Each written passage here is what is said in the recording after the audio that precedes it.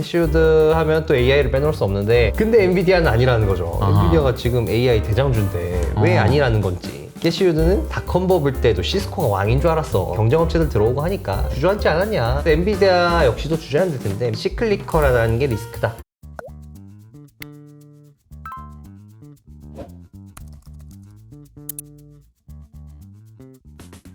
안녕하세요, 이호석입니다. 오늘은 반가운 또 손님이 오셨죠? 에릭 나와주셨습니다. 네, 안녕하세요. 안녕하십니까. 네, 한 달 동안 어떻게 지내셨어요? 한 달 동안 어떻게 한 달이 다시 또 지났는지도 모를 정도로 바쁘게 지냈습니다. 한 그렇구나. 달이 그냥 벌써 1분기가 그러니까요. 끝났네요. 오늘 며칠 있으면 이제 1분기가 끝나가요. 근데 이제 한 달 사이에 요거 잠깐만요. 요 승모근 요것도 좀 커진 것 같은데 이거 오늘 이렇게 커져요 지금. 몸이 성장기도 아니고. 그래요? 계속 커지는 것 같아요. 아니 여기 근육은 키우려면 어떻게 하는 거야? 이제 목 운동을 좀 많이 하시면. 목 운동을? 네. 근데 난 목 운동을 한다는 사람도 처음 들어봤네, 진짜. 아무튼 이 건강한 에릭과 함께 우리 구루가 무슨 얘기를 했는지 이야기해보는 시간 가져보도록 하겠습니다. 오늘 첫 번째 주인공은 레이 달리오입니다. 네. 레이 달리오 얘기를 빼면 좀 섭하죠. 네. 은퇴는 하셨으나 오히려 이제 발언은 좀 더 활발해진 것 같은 레이 달리오인데 국내에는 보도가 많이는 안 돼가지고 네. 좀 약간 아쉬웠는데 이 레이 달리오가 선언을 하나 했습니다. 어떤 선언이요? 올해부터 이제 세상이 바뀐다. 올해가 좀 기념비적인 해가 될 것이다. 오. 라고 이렇게 얘기를 했습니다. 뭐 주요 내용은 이렇습니다. 이제 올해가 아까 말씀드린 것처럼 이제 새로운 시대가 열리는 소위 말하면 뭐 마켓 레짐이라고 하죠. 뒤에 설명해 드리겠습니다. 이제 새로운 시대가 열리는 기념비적인 한 해가 될 것이다. 라고 얘기를 했고 그러면 왜 이 새로운 시대가 열리느냐. 레이 달리오가 봤을 때는 7가지 변수가 있다. 요것 때문에 이제는 새로운 시대가 열릴 것이다 라고 얘기를 했고요. 그 7가지 중에 하나가 또 AI거든요. AI 얘기를 또 안 할 수가 없죠. 또 레이 달리오나 브릿저터가 생각보다 AI에 꽤나 진심인 회사입니다. AI에 대해서 뭐 어떤 주식이 좋은지 이걸 넘어서 과연 AI가 사람들이 엄청난 생산성 혁명이다 라고 생각을 하고 있는데 과연 그럴까 한번 고찰을 한번 해보자 라는 이런 또 화두를 던지기도 했습니다. 세상이 완전히 변했다니까 또 어떻게 변했는지 그리고 또 7가지나 있다고 하니까 궁금하네요. 첫 번째는 아까 말씀드렸듯이 이제 새로운 시대가 열린다는 건데, 그러니까 마켓 레짐이라고 하지 않습니까? 그 시대와 그 시장을 이제 움직이는 어떻게 그 시대를 정의하는 뭐 변수, 시대상이라고 할 수 있죠. 가장 비근한 예로는 2010년대는 저금리와 디플레 시대라고 할 수 있지 않겠습니까? 네네. 그때는 이제 뭐 금리도 낮고 물가도 낮으니까 시장이 예쁘게 이렇게 선형으로 올랐잖아요. 그러다 보니까 시장이 예쁘게 선형으로 올리니까 알파를 굳이 찾기보다는 베타 투자에도 상당히 이거 뭐 쏠쏠한데? 뭐 시장이 지수가 잘 오르니까 괜찮은데? 라는 식으로 해서 이제 패시브 투자가 인기를 얻게 됐고 그리고 또 이제 금리가 낮으니까 또 성장주가 날아가지 않습니까? 네. 테크가 또 이 시대를 점령을 했는데 이런 것처럼 어떤 투자를 하느냐 이런 거를 이제 결정을 짓는다는 뜻입니다. 레이 달리오 말은. 네. 근데 이제 이 결정 짓는 변수가 이제 올해부터 좀 바뀔 거라는 얘기죠. 이 표현이 보니까 2010년부터 2020년 여기인 것 같고요. 이 설명이 이게 뷰티풀 디레버리징이라고 돼 있어요. 이 용어가 레이 달리오가 아주 잘 설명했던 얘기죠. 디레버리징은 보통 우리가 돈 갚아 이런 거니까 사실은 좀 기분이 안 좋은 얘기거든요. 근데 여기다가 뷰티풀이라는 걸 붙여놔가지고 아름다운 디레버리징을 해냈다 뭐 이렇게 해서 주식도 오르고 채권도 오르고 다 좋지 않았냐 이런 얘기였는데 여기 이제 빨간색이 이제 올해부터인 것 같은데 뭔가 많이 변했다라는 걸 보여주고 있는 것 같네요. 네, 그래서 여기 작은 글씨로 Back to the Future라고 써져 있는데 그러네요. Back to the Future네요. 왜 Back to the Future냐? 그러니까 이제 아까 7가지 변수를 말씀드리지 않았습니까? 근데 그 7가지 변수 중에서 올드보이들이 있고 뉴페이스들이 있다. 그러니까 올드보이들, 그러니까 과거에는 이 시장을 좌우하는 굉장히 중요한 변수였지만 네. 최근 지난 10년 동안은 그렇게 문제가 안 된 것들. 이 올드보이들이 이제 금리, 인플레, 탈세계화 이렇게 세 가지를 뽑았습니다. 그러니까 이제 이 Back to the Future라는 거죠. 이 변수들이 다시 활개를 치는 세상이 될 거고 원래는 얘네들이 별로 힘을 못 쓰다가 이제는 힘을 쓰는 시장으로 바뀌었다라는 거죠. 네, 맞습니다. 그리고 이제 뉴페이스가 다시 나타난다. 미국 부채 문제, 뭐 이런 정도로 부채가 많이 쌓인 시기에 우리가 살아본 적이 처음 아니겠습니까? 그리고 이제 레이 달리오가 예전에도 얘기를 했습니다만 미국인들이 지금 이렇게 부자가 된 것도 맞아요. 역사상 처음이다. AI라는 생산성 혁명도 우리가 거의 어떻게 보면은 역사상 거의 처음 맞는 이런 굉장한 생산성 혁명이고 기후위기 역시도 우리가 처음 맞는 이런 중대한 이벤트다. 그래서 이 키메라라고 하지 않습니까? 온갖 동물들이 섞인 그런 합성생명처럼 네. 이 과거에 활개를 쳤던 올드보이들 그리고 우리가 처음 만나게 되는 뉴페이스들이 요게 합쳐져서 새로운 시대를 주조할 것이다 라고 얘기를 하고 있습니다. 이 7가지 변수들이 전에 있던 것도 있고 없던 것도 있고 새로 생긴 것도 있고 그런데 이게 복합되면 어떻게 될 것인지 이 고민을 해봐야 된다는 거네요. 그러면서 우선 첫 번째는 금리입니다. 이제 금리가 다시 돌아왔다는 거죠. 이 그래프는 이제 이 초록색이 CPI고 보라색이 기준금리입니다. 어허. 한마디로 레이 달리오가 예전부터 했던 얘기가 있지 않습니까? 현금은 쓰레기다. 캐시 네네. 트래시 하다가 네. 금리가 오르기 시작하니까 바로 말을 바꿨거든요. 어허. 이제 현금이 쓰레기 시대 끝났다. 아하. 현금이 왕이다 이제. 캐시 스 킹 이렇게 얘기를 했었습니다. 근데 보니까 정말 이 실질 금리가 거의 지금 2% 정도 되지 않습니까? 실질 금리가 이렇게 높아진 게 굉장히 오랜만인데 이 정도면 이제 캐시 스 킹이라고 할 수가 있다는 거죠. 이제 캐시 스 킹이 되면은 어떤 상황이 생기느냐. 그러니까 우리가 투자를 할 때 이제 허들이 하나 생긴다는 겁니다. 그러니까 옛날에 이제 금리가 낮았을 때는 내가 뭐 통장에 10억이 있는데 그걸로 이제 주식이나 부동산을 산다 그러면 이거 빼가지고 그냥 사지라고 할 수 있는데 지금은 예금 이자가 한 5% 정도 되는데 그렇죠. 내가 5천만 원 가만히 있으면 버는데 5천만 원 포기하고 주식이나 부동산 내가 할 만한가? 라는 요 허들이 하나 생겼다는 거죠. 그러니까 투자에 있어서 뭔가 이 난이도가 한 단계 좀 높아졌다라고 얘기를 하고 있습니다. 현금을 가지고 있으면 실질금리라는 거는 여러분이 인플레이션보다 금리가 2% 정도 더 높다는 얘기예요. 그럴 때 실질금리가 2%라는 건데 그러니까 그냥 은행에 놔둬도 그 정도는 주는데 뭐하러 딴 거 하냐 이런 허들이 생긴다라는 거죠. 근데 이제 금리가 결국에 이렇게 상향 평준화가 된 이유는 물가 때문이지 않겠습니까? 네. 근데 레이 달리오는 이 물가의 범위는 결국에는 이제 탈세계화다. 근데 이제 탈세계화 얘기가 많이 나왔습니다만 레이 달리오는 이렇게 얘기합니다. 탈세계화가 그러면은 언제까지 지속될 건데? 그렇죠. 레이 달리오가 봤을 때는 이거는 뭐 1, 2년 5에서 10년 이렇게 끝난 게 아니라 정말 몇십 년 이어질 수 있다라고 얘기를 합니다. 이제 밑에 그래프는 뭐냐면은 이제 레이 달리오가 이 파란색이 이제 이 전 세계 GDP 대비해서 수출액을 나타낸 거고 이제 빨간색은 이제 외국인 투자, 글로벌 외국인 투자 액수를 나타낸 건데 이 그래프에서 이제 주요하게 보실 점이 X축을 보면 이제 연도를 표시해 놓은 거거든요. 네. 보시면은 이제 1830년부터 1870년까지 계속해서 이제 세계화가 진행되지 않습니까? 그러네요. 때가 이제 이 증기기관이 발명이 되고 철도가 깔리고 이러면서 이제 우리가 이동성이 엄청나게 좋았죠 인류가. 네. 또 이제 이 당시 제국주의라고 하죠. 식민지를 막 넓히고 이러다 보니까 세계화가 막 진전이 되다가 1800년도 후반부터 갑자기 또 세계화가 좀 횡보를 하기 시작하거든요. 네. 근데 이때가 바로 왜 이러냐면 이제 1910년대에 있었던 1차 세계대전 이전에 이제 이 전 세계적으로 좀 긴장감이 돌았대요 강대국 사이에서. 그러니까 우리가 소위 말하는 지금으로 치면 미중 갈등 정도라고 할 수 있겠죠. 그런 이제 이 강대국 사이에서의 갈등이 생기니까 보호주의나 아니면은 뭐 이민도 안 가게 하고 뭐 이런 일들이 좀 있었네요. 지정학적 갈등도 좀 있었고요. 네 맞습니까. 물리적 전쟁 이전에 이런 것들이 전쟁이 있다 나기 전에 긴장 상태가.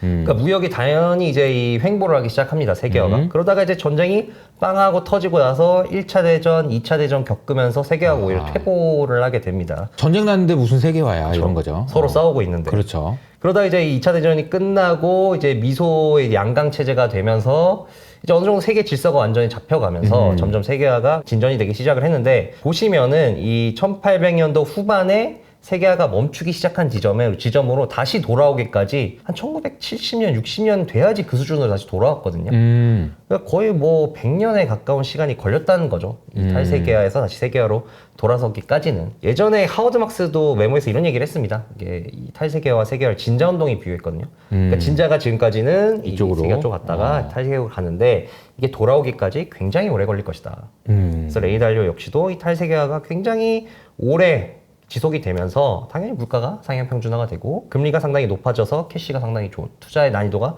올라가는 시대가 이 올드보이들이 이 새로운 시기에 끼칠 영향이다라고 얘기했습니다. 이 그림을 보니까 여기에 이제 글로벌라이제이션 세계화가 정체되는 구간이 있잖아요. 이게 이제 긴장감이 점점 고조되는 구간이죠. 그러니까 어떻게 보면 우리가 사는 세상도 바로 디글로벌라이제이션으로 가서 이게 세계화가 그냥 밑으로 내리꽂는 게 아니고 옆으로 한동안 갈 수도 있겠다는 생각이 좀 들고요. 이게 옆으로 가는 동안에 긴장감이 계속 커지다가 결국은 전쟁이 날 수도 있겠다라는 생각도 드네요. 이 그림 여러 가지 생각을 하게 만드는 그림인 것 같습니다. 이 빨간색 선은 뭐예요? 빨간색은 이제 외국인 직접 투자를 나타낸 겁니다. 그러니까 세계화가 되니까 그렇죠. 내가 우리나라에 있는 사람들이 중국 가서 투자하고 막 이런 것들이 많아진다라는 건데 이것도 조금 정체가 되고 있군요. 뭐 중국에서 미국 투자 못하게 하고 미국에서 중국 기업들 디리스팅하고 뭐 이런 일이 벌어지면서 이제 정체가. 그러면서 이제 아까 말씀드린 것처럼 뭐 그런 형태가 되는데 제가 그게 뭔가요? 제목을 좀 네. 도발적으로 달았습니다만 결국에 또 이 정책 측면에서 어떻게 되냐. 이 통화 정책이 빠른 긴축과 느린 완화의 형태로 바뀔 것이다. 라고 얘기를 합니다. 긴축을 빨리 하고 완화는 천천히 하고. 네. 네. 왜냐면은 이제 우리가 이제 인플레를 맛보지 않았습니까? 이제 물가가 디플레 환경이 사라져서 물가 인플레가 찾아올 수 있는 시대가 됐다. 그러니까 이제 연준이나 뭐 중앙은행들 입장에서는 물가를 이제 초장에 안 잡으면은 우리가 21년, 22년 좀 고생을 하는구나. 그래서 물가가 조금이라도 조짐을 보이면 빠르게 긴축을 들어갈 거고 그 역시 똑같은 맥락에서 완화를 해야 되는데 이게 또 물가가 잡혀야 되니까 또 섣불리 피봇을 하면은 또 인플레가 다시 칠 수 있으니까 네. 그래서 완화를 느리게 할 것이다. 아하. 그럼 이러면은 이제 시장이 어떻게 되냐? 느려진 완화 정책 때문에 이제 바닥이 더 낮아진다는 거죠. 아하. 경기가 꺾이네. 빨리 연준이 돈을 풀고 뭘 해줘야 되는데 안 돼.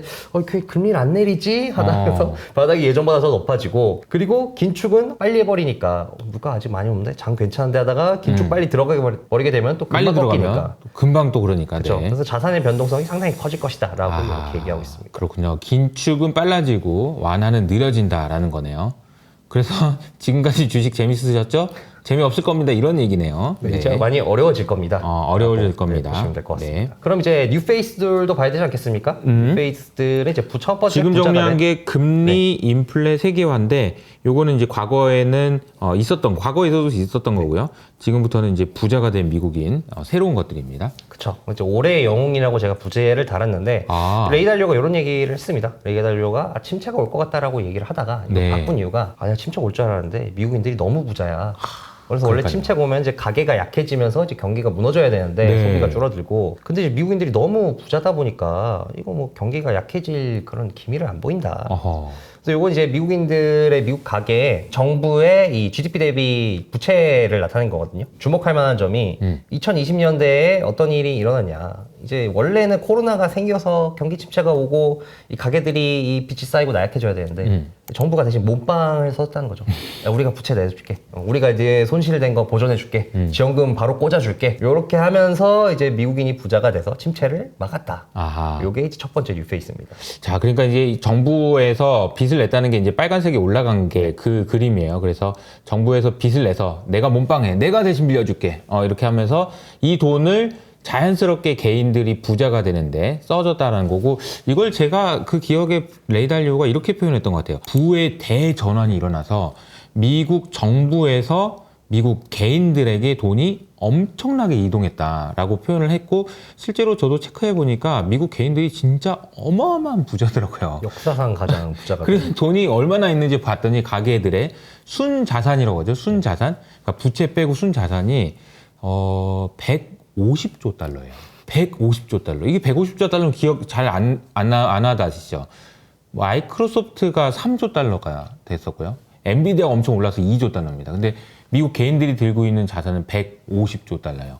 20경이 되는 거고요. 그 미국의 GDP의 뭐 한 6배 정도를 그렇죠. 미국의 개인들이 들고 있는 거예요. 그러니까 와 이게 아무리 양극화가 심하고 뭐 이런 문제가 있다고 하더라도 그 규모가 너무너무 큰 거죠. 근데 그게 왜 그런 거냐? 정부에서 도와줬다 이런 거죠. 그런데 이게 뭐 막 그냥 좋은 거는 아닙니다. 어. 레이 달리오가 항상 얘기하는 게 있지 않습니까? 이 장기 부채 사이클.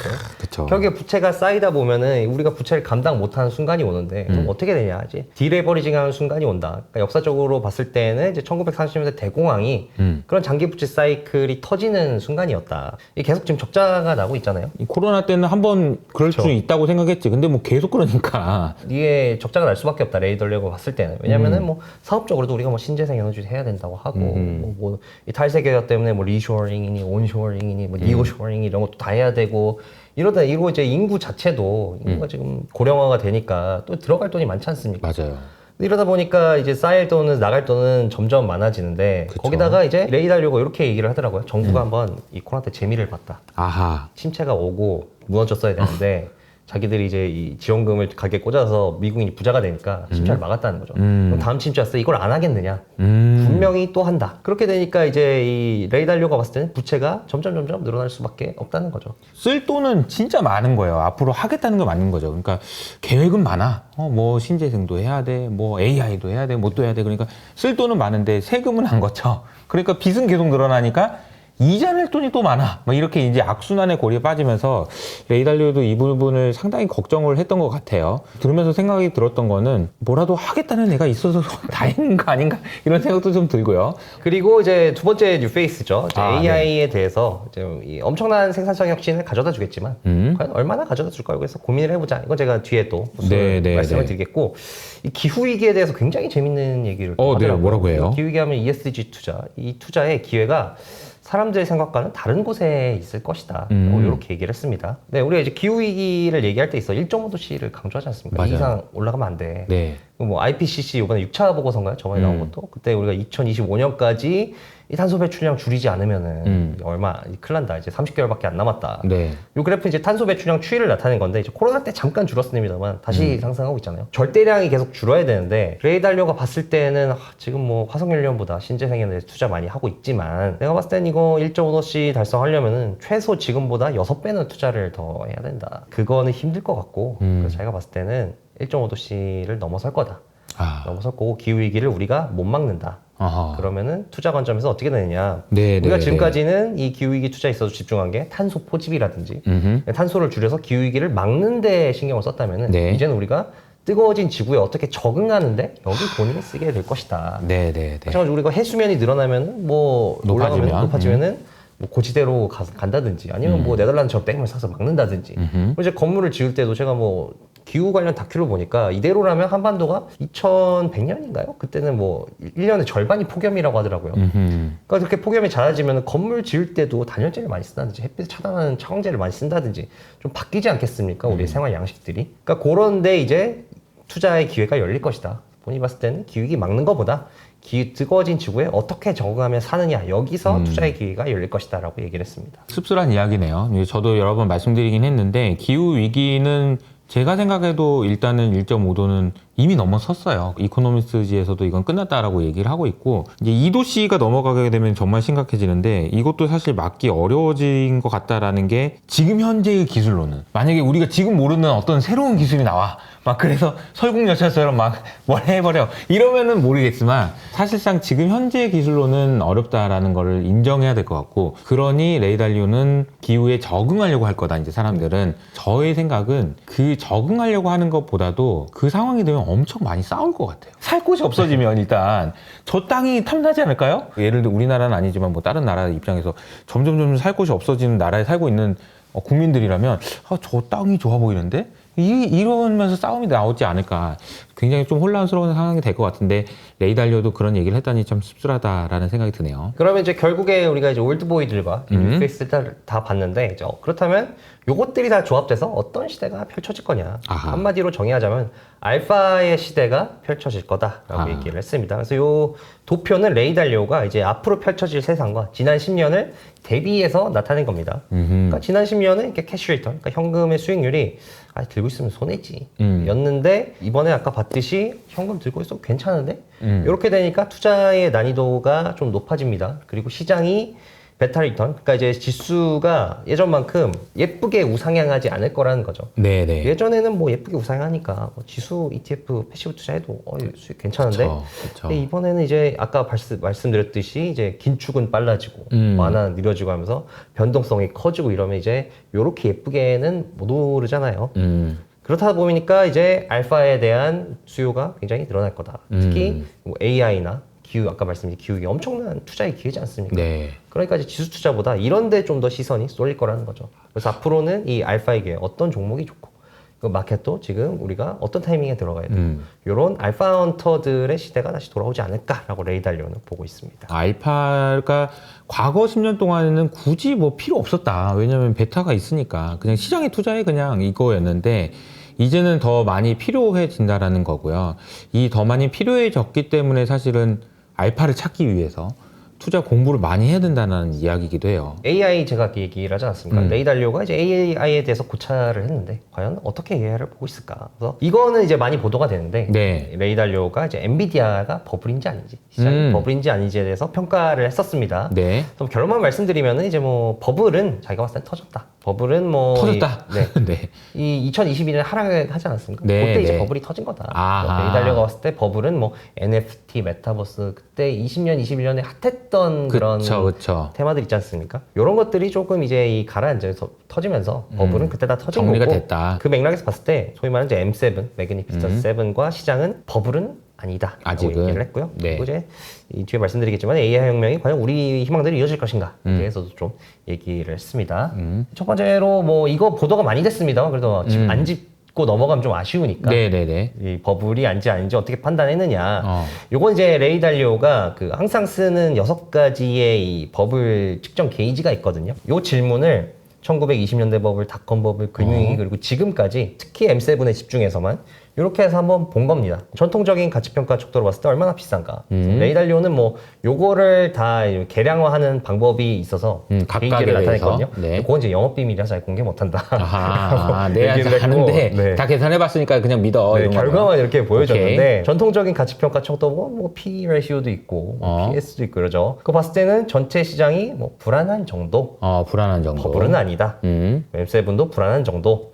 지속 불가능한 조건을 가정하고 있냐. 요거는 이제 뭐 이익 수익률과 채권 금리를 대비했다고 얘기를 하더라고요. 아하. 그러니까 이익 수익률이 너무 낮으면 안 되지 않겠습니까? 네. 주식보다 채권의 매력이 떨어지면 네. 그렇게 이익 수익률이 오르려면은 이익이 성장을 해야 되는데 근데 이제 이 시장이 이익 성장률에 대해서 불가능한 조건을 가정을 하고 있냐. 그걸 보니까 현재 시장은 뭐 약간 불안한 정도. M7은 살짝 불안하다. 근데 뭐 엔비디아와 과거의 시스코를 대비해 봤을 때는 주가는 완전 유사하게 움직인다, 흐름이. 어허. 근데 이 P 레시오를 보니까 전혀 다르게 움직인다, 그거는. 아하. 엔비디아는 멀티플 높아져도 그만큼 실적이 느니까 P가 많이 안 높아지는데 뭐 시스코는 100 이상 막 올라가고 그랬거든요. 그 닷컴 버블의 대장주였던. 대장주끼리 비교해 보니까 이건 뭐 불안하지만 아직까지는. 버블은 네, 아니다 라고 네. 얘기를 했고요. 그러니까 지속 가능한 조건을 가정해야만 하는 정도로 주가가 높은 상황은 아니다. 라는 이야기인 거죠. 세 번째는 뭐 이런 얘기도 있지 않습니까? 땡땡땡이 주식하면은 이제 나가야 될 때다. 그렇죠. 인간 지표. 그렇죠. 인간 지표로 봤을 때, 그러니까 리테일 트레이더들로 보더라고요. 이거를 얼마나 유입이 됐나 보니까 이거 뭐 약간 불안한 정도지 많이 유입되지도 않았고 아직은 네. 여유가 많다라고 네. 얘기를 했고요. 시장 심리 과열에 대해서는 옵션을 거래량이 얼마 되나 이걸 또 보더라고요. 옵션 또 어마어마한 또 레버리지 일으킨 상품 아니겠습니까? 봤을 때는 현재 시장 버블 아니고 M7 역시도 뭐 약간 불안한 정도 같은 면에서 레버리지로 봤을 때도 뭐 현재 시장이나 뭐 이 매그니피 7 모두 레버리지가 상당히 많이 껴있는 수준은 아니다. 아니 미국 사람들 부자니까 MMF에도 6조 달러 있는데 뭘 레버리지 있어. 그래서 미래에 대해 얼마나 긍정적인가, 요거 이제 기업들이 경기를 얼마나 긍정적인가 판단하는 걸로 보는데 네. 캐펙스를 보더라고요. 아하. 그러니까 어쨌든 캐펙스가 늘린다는 건 미래의 경기를 긍정적으로 본다는 거 아니겠습니까? 그렇죠. 근데 뭐 이제 전체 시장 보니까 뭐 미국 기업들이 그렇게 많이 뭐 과열될 정도로 늘린 것도 아니다. 평균보다 뭐 살짝 낮은 수준 오히려. 그렇기 때문에 버블 아니고 M7은 이 캐펙스를 엄청 늘리고 있어서 네. 조금 불안하긴 하다라고 이렇게 얘기를 했습니다. 미래에 대해서 이제 투자를 하는 거는 굉장히 선별적으로 하고 있는 것 같아요.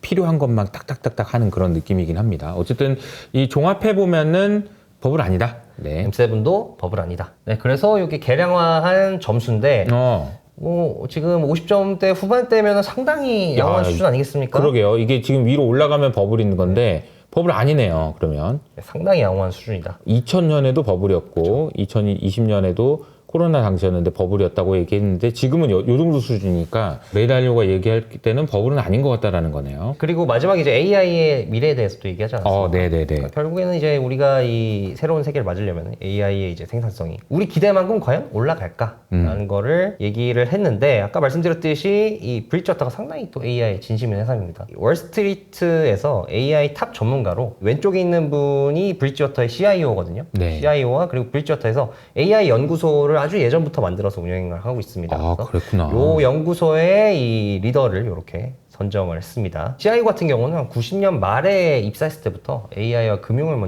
접목하려고 많이 노력을 했다고 하더라고요.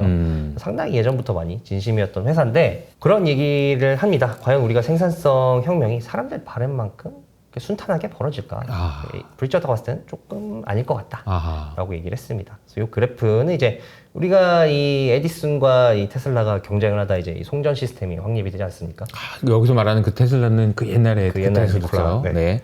그 테슬라가 이제 이 정연 시스템이 됐을 때 생산성이 바로 폭증을 했냐. 그런 발명이 일어나도 생산성이 바로바로 늘지는 않더라. 오른쪽은 이제 컴퓨터 혁명이죠. 처음에 이제 이 PC가 막 엄청나게 생산되고 IBM이 또 PC를 만들고 그리고 이제 인터넷이 이제 상용화가 되고 음흠. 그게 꽤 전이었는데 이게 생산성이 또 반영되기까지는 시차가 좀 있더라. 이거에 대해서 이렇게 얘기를 합니다. 기술이 발명이 돼도 그거를 산업이나 사람들이 쓰기까지 시간이 많이 걸리더라. 일례로 전기가 이렇게 이제 일상화가 됐는데 왜 생산성이 바로 앉는 이유가 예전에 이제 증기 기관일 때는 이제 스팀 엔진 주변에 기계들을 다 이렇게 해놨대요. 근데 이제 전기가 공장에 전기를 쓸 수 있으면서 각 층에 이제 기계들을 마음껏 배열할 수 있지 않습니까? 네. 근데 그런 이제 인프라를 다 바꿔야 되니까 아, 그쵸. 그게 시간이 엄청나게 많이 들었다는 거죠. 그래서 AI 역시도 이건 소프트웨어 측면이니까 이 예전에만큼 하드웨어 구조를 인프라를 바꾸는 것만큼 많이 들진 않겠지만 그래도 사람들이 여기 익숙해지고 기업들이 이거를 도입을 해서 쓰는 데까지. 그래서 그 맥킨지 조사를 이용을 하던데 기업들 그 조사 결과가 뭐냐면은 기업들이 AI 어떻게 쓰냐라고 물어봤을 때 아직은 고민하고 있습니다. 여기도 써보고 저기도 써보고 이거 딱히 어떻게 바탕에 써야 될지 아직 모르겠네. 좋은 건 좋은 것 같은데. 그래서 이런 결과를 보이고 있다. 그래서 사람들의 생각만큼 갑자기 뭐 기업들의 생산성이 늘어나기까지는 시간이 좀 걸릴 것이다. 라고 얘기를 했습니다. 아, 이거 진짜 고민되는 이야기인 것 같습니다. 과거 사례를 통해서 분명한 혁신이죠. 전기가 나오고 그리고 컴퓨터가 나오는 엄청난 혁신이었고 그것 때문에 정말 생산성이 드라마틱하게 개선된 건 맞으나 이때까지 시간이 걸리는 거고 그 이유는 인프라가 깔리는데 시간이 걸리기 때문이라는 거잖아요. 지금도 마찬가지거든요. AI 깔리려면은 데이터 센서 지어야 되는데 이거 지금 인프라가 안 돼 있어가지고 전기가 부족해서 뭐 날리고 막 이런 일들이 있잖아요. 근데 그걸 까는데 시간이 걸리거든. 이게 이제 어떤 식으로 병목이 생기고 나중에 어떤 문제가 생기고 그럴 수 있을 것 같은데 과거보다는 또 빨라질 수 있을 것 같기도 하고 여러 가지 고민들이 들게 만드는 아주 되게 중요한 그림인 것 같아요. 그리고 우리가 또 생산성 관련해서 이런 얘기 많이 하지 않습니까? AI가 도입되니까 이 기업들의 비용이 드라마틱하게 낮아질 것이다. 근데 과연 그게 좋은 걸까? 라고 한번 고민을 해볼 필요가 있다라고 얘기를 했습니다. 왼쪽 그래프는 이제 미국 기업들의 영업이익률을 나타내는 겁니다. 그러니까 네. 마진을 나타내는 건데 보시면 이제 파란색이 이 소프트웨어 기업들의 이제 마진이고 빨간색이 소프트웨어 기업들과 이제 이 금융기업을 제외한 모든 기업들의 전체 시장의 마진을 나타내는 거거든요. 보시면은 이제 이 닷컴 버블이라고 불리는 당시 이제 인터넷 혁명이 일어났을 때 소프트웨어 기업들은 마진율이 엄청 좋아졌는데 전체 시장은 좋아지진 않았거든요. 그러네요. 왜 이렇게 마진이 전체적으로 좋아지지 않았냐라고 한번 보니까 이 당시 소프트웨어 기업들은 잘 나가는데 언론사 같은 곳들이 이제 망하고 아하. 여기서 살아남지 못하면서 이제 도태되는 산업들이 또 그만큼 많으니까 전체적으로 봤을 때는 이 생산성이 그렇게 올라가지가 않더라. 아, 라고 생산성이 이렇게 개선되는 애들만 개선된다는 거네요. 그렇죠. 그러면 과연 어떤 기업들만 생산성이 개선이 될까? 여기서 브리지워터는 가격 결정력이 있는 기업들 위주로만 생산성이 개선이 됐더라라고 얘기를 했습니다. 가격 결정력을 어떻게 결정짓나 이런 생산성 혁명에 의해서 네. 가격 결정력을 유지할 수 있는 기업들을 보니까 조건이 한 3가지 정도 있더라. 첫 번째는 이제 진입 장벽입니다. 보통 유틸리티 기업을 한번 생각해 보면은 들어갈 때 엄청난 자본이 투입되잖아요. 맞아요. 근데 한번 드러나고 나오면 이제 뭐 장벽이 생산되지 않습니까? 그렇기 때문에 이제 뭐 미국에서는 이 유틸리티 기업의 마진율까지 제한을 둘 정도로 법적으로 그만큼 이제 이 지배력을 펼치게 되는데 여기서 LLM 공급자도 이 진입장벽 가진 거랑 좀 비슷하다. 왜냐면 그렇죠. 어마어마한 데이터가 필요하고 또 이 모델을 만드는데 굉장히 또 인재들이 필요하지 않습니까? 네. 그러니까 LLM 공급자도 요거랑 비슷하다라고 얘기를 했고 그리고 질의 차이도 굉장히 중요할 거다. 인재와 데이터가 퀄리티를 결정한다라고 얘기를 했는데 그러니까 인재는 결국엔 이제 모델을 만드는 인재들이 얼마나 뛰어나냐에 따라서 얼마나 훌륭한 모델을 만들 수 있냐가 결정이 되고 데이터로 얼마나 좋은 이 학습을 시키냐 이게 결정이 된다. 그리고 또 이 질의 차이가 아까 제가 말씀드렸듯이 언론사들이 이제 망했다고 말씀드리지 않았습니까? 네. 인터넷 혁명 이후로. 근데 살아남은 언론사들은 이 질의 차이 때문에 살아남더라. 아. 그러니까 뭐 통신사 이런 기업들은 거의 뭐 속보를 독점으로 하니까 통신사들이 독점적으로 현장 취재를 해서 이제 다른 언론사에 나눠주니까 이런 기업들을 살아남고 그리고 독자들이 나는 돈 더 내고도 그냥 이 기업 여기 신문사 뉴스 볼 거야 라고 하는 압도적인 질의 차이만 있는 기업들이 언론사들만 살아남았다. 그리고 마지막에 이제 전환 비용인데 네. 결국에는 이제 뭐 이 사람들이 AI를 쓰게 해야 되고 그리고 이 기업들에 있는 이제 구성원들도 AI를 써야 되는데 여기에 대해서는 이제 임베디드를 할 수 있냐 없냐가 굉장히 중요할 것이다라고 얘기했습니다. 한마디로 이 기존에 있는 서비스에 AI를 넣을 수 있냐 없냐 이게 굉장히 큰 또 이 가격 결정력의 차이를 갖다 줄 것이다 라고 얘기를 했습니다. 그러면서 이런 기업이 속한 산업에 이제 모델 T 효과를 기대를 해라라고 얘기를 했는데, 모델 T라고 하면 이제 포드가 만든 이 자동차를 얘기하지 않습니까? 네, 대량 네. 생산한 자동차. 그러니까 그 전까지는 이 자동차가 굉장히 고가의 사치품이었는데 포드가 이제 대량 생산을 하면서 자동차 산업이 굉장히 파이가 커졌다는 거죠. 그런 것처럼 지금도 굉장히 고가의 소수만 접근할 수 있는 그런 산업들도 이 AI 때문에 갑자기 파이가 커질 수 있다. 그래서 거기 한번 투자를 해보는 것도 나쁘지 않을 것 같다라고 이렇게 얘기를 했습니다. 굉장히 또 의외의 곳이 뜰 수 있다라고 얘기를 했는데요. 네. 이 내구재 뭐 생산이라든지 뭐 소비 뭐 이런 걸 나타낸 겁니다. 이게 왜 이걸 써놨냐면은 이 당시 이제 인터넷 혁명이 일어났을 때 갑자기 내구재 소비가 늘어났대요. 왜냐면 우리가 정보에 쓰고 이런 돈이 줄어드니까 임의 소비재에 쓸 수 있는 여력이 일어나가지고 임의 소비재 소비가 엄청나게 늘어났다는 거죠. 갑자기. 그러니까 소비를 한쪽에서 덜 해도 되니까 다른 데 쓰자라고 했다는 거죠. 그렇죠. 그래서 뭐 우리가 AI 생각하면은 뭐 내구재나 임의 소비재 이런 거는 AI에 좀 떨어졌다라고 생각할 수 있지만 의외로 여기가 또 뜰 수도 있다. AI 때문에 비용이 낮아져서 뭐 사람들이 쓰는 비용이 줄어들면은 이런 데 또 수혜를 볼 수 있다라고 얘기를 했습니다. 이게 여러분 잘 아시는 온 디바이스 AI 이야기입니다. 그러니까 이제 PC에도 AI가 들어가서 제가 이제 비유로 얘기하는 게 와이프한테 허락받을 수 있냐? 와이프한테 이거 AI 들어가서 바꿔야 된다니까 라고 얘기할 수 있냐? 그럼 이제 와이프가 아니 그거 뭐 핸드폰으로 달 사진 찍으면 뭐 하려고 안 돼 이렇게 하는 게 아니고 아니 이거 AI 들어가서 한다 이렇게 돼서 내구재를 바꾸느냐 이게 되게 중요한 건데 그렇게 되려면은 AI가 여기 다 들어가야 된다는 얘기고 그것이 소비자들에게 선택을 받을 수 있어야 된다는 얘기여서 이쪽 부분은 기대감이 크죠. 그리고 마지막으로 이제 AI가 진짜 사람들이 기대하는 혁명이 되게 하기 위해서 결론부터 말하자면 AGI가 되냐. 왜냐면은 이제 지금까지 생산성 혁명을 보니까 여기 이제 생산성 향상률을 나타낸 거거든요. 보시면 생산성 혁명 이벤트가 있을 때 치솟다가 그 이후로 몇 년 지나면 뭐 시들해집니다. 요거에 대해서 브리지어터는 생산성 혁명이 일어났을 때 네. 계속해서 연구를 해야 되는데 이게 보니까 항상 이 연구자들, 리서처들의 병목 현상이 일어나더라. 아하. 그래서 지금까지 생산성 혁명들, 뭐 인터넷 혁명 뭐 이런 것들은 이 연구자들의 병목 현상들을 못 이겨내고 거기서부터 이제 생산성의 향상률이 떨어지기 시작했다. 그래서 AI도 마찬가지로 이게 AGI가 나와서 스스로 연구를 하고 이제 연구자들이 많이 필요가 없어지는 아하. 병목 현상이 없어지는 그런 이벤트가 생겨야지 우리가 기대하는 생산성 혁명이 일어날 수 있을 것이다라고 이렇게 얘기를 하면서 마무리를 했습니다. AGI가 스스로 네. 계속해서 그 R&D를 자기가 하는데 뭐 R&D를 사람이 할 필요가 없어요. AI가 하면 그렇게 되면 진짜 혁명이 될 거다라는 얘기까지 해주셨네요.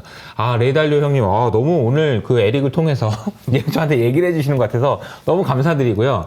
그 다음은 누구예요? 두 번째 인물은 제가 아마 처음 소개하는 인물인 것 같은데요. 네. 이분의 이제 체급에 비해서 제가 이 사람을 소개를 안 했지 싶었습니다. 그래서 네. 제가 이제 제목이 새로운 헤지펀드의 제왕이 최근 또 시장 전망과 이분이 또 인공지능과 또 뗄래야 뗄 수 없는 분이거든요. 그래요. 그래서 어떻게 전망을 했는지 한번 알아보도록 하겠습니다. 네, 이 새로운 헤지펀드의 제왕은 뭐 아실 분들은 아시겠지만 이제 켄 그리핀입니다. 68년생, 55세고 이제 시타델이라는 기업을 창업을 해서 지금까지 이끌고 있고 운용 자산도 어마어마하고 개인 자산도 50조 원, 네. 어마어마한 성공을 이룬 분이고 제가 이제 새로운 헤지펀드의 제왕이다라고 한 거는 이 원래는 브리지어터가 역대 헤지펀드 수익 한 1위를 지키고 있었거든요. 지금도 규모는 1위입니다만. 근데 최근에 이제 시타델이 수익 1위로 올라섰더라고요. 그렇군요. 네, 그래서 또 레이달리오가 은퇴하기도 했으니까 켄 그리핀이 새로운 헤지펀드의 제왕으로 올라선 거 아닌가 싶고 새로운 헤지펀드의 제왕답게 연봉이 어마어마합니다.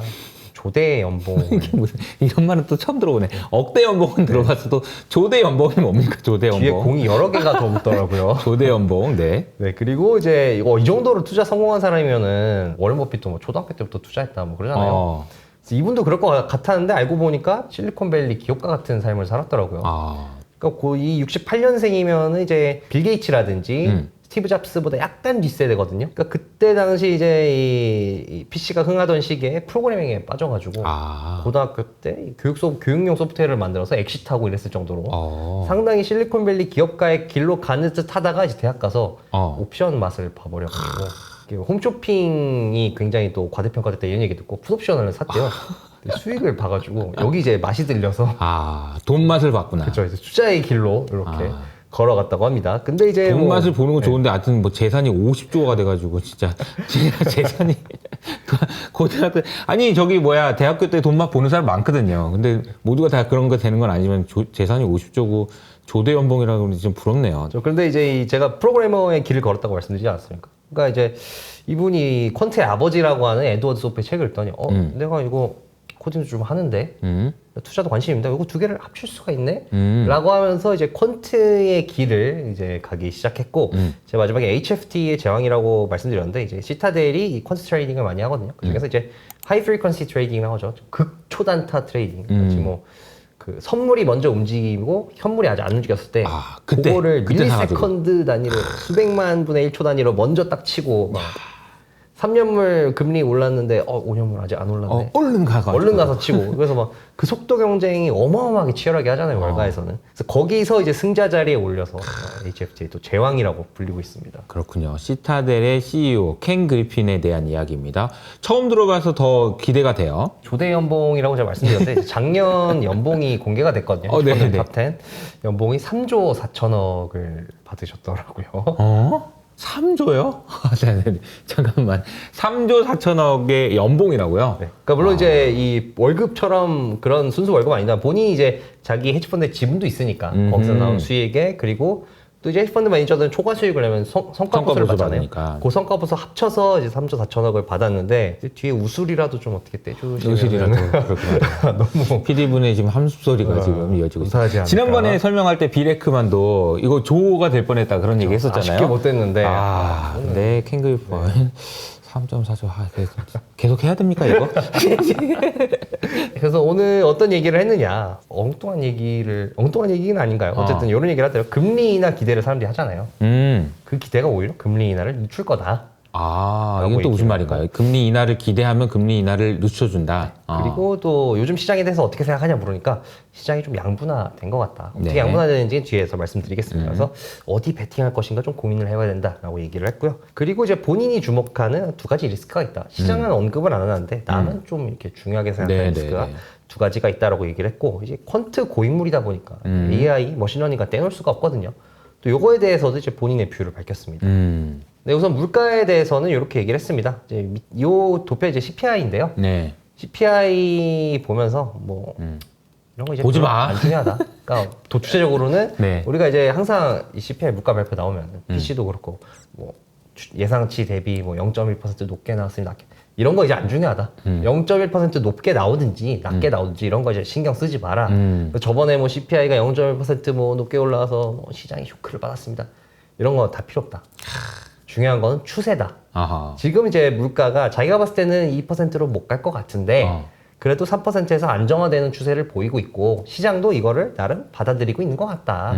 그래서 이 추세가 유지되느냐가 중요하다라고 이렇게 얘기를 했습니다. 아시는지 모르겠지만 제가 물가 가지고 속보 찍은 적이 없어요. 이제 어느 순간부터 제가 물가가 나와도 안 할게요. 뭐 이런 식으로 안 중요한 것 같아요. 이러면서 속보를 안 했었거든요. 근데 이분도 역시 CPI는 안 중요하다. 이런 거 보지 마세요. 이런 얘기네요. 그러면서 이제 아까 추세가 중요하다고 말씀드리지 않았습니까? 그러니까 이제 추세가 중요하다 보니까 금리를 봤을 때 섣불리 금리를 내렸다가 다시 올리는 게 최악의 시나리오다. 이건 정말 최악인 게 연준을 누가 믿겠어요, 그러면? 그렇죠. 이제 추세가 중요하기 때문에. 근데 연준도 이걸 안다. 잡기 위해서 이런 금리 정책은 최악이고 근데 연준도 이걸 안다.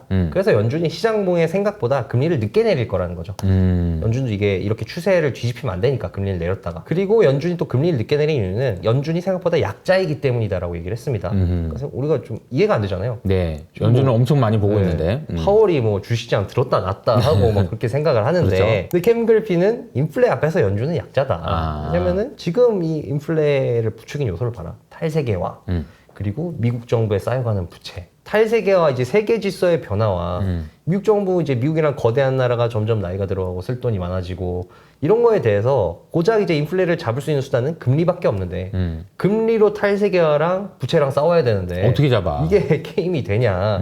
이게 안 되는 것도 연준이 알고 있기 때문에 섣불리 금리를 못 내리는 거다.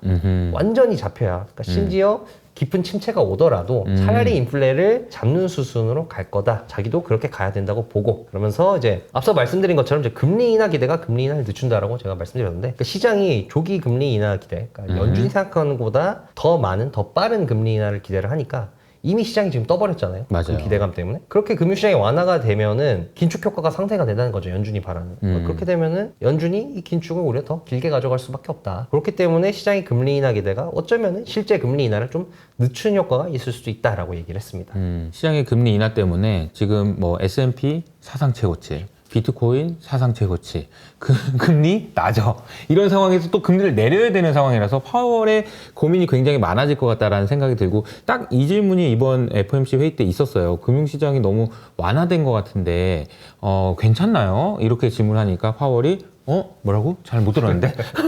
금융시장 완화됐었나? 이러면서 이제 딴청을 피워가지고, 이 사람 뭐지? 막 이런 생각을 했다는 얘기가 있었거든요. 근데, 이 얘기를 딱 짚어주셨네요. 그러면서 이제 시장에 대해서 자기 시장이 지금 양분화된 것 같고, 네.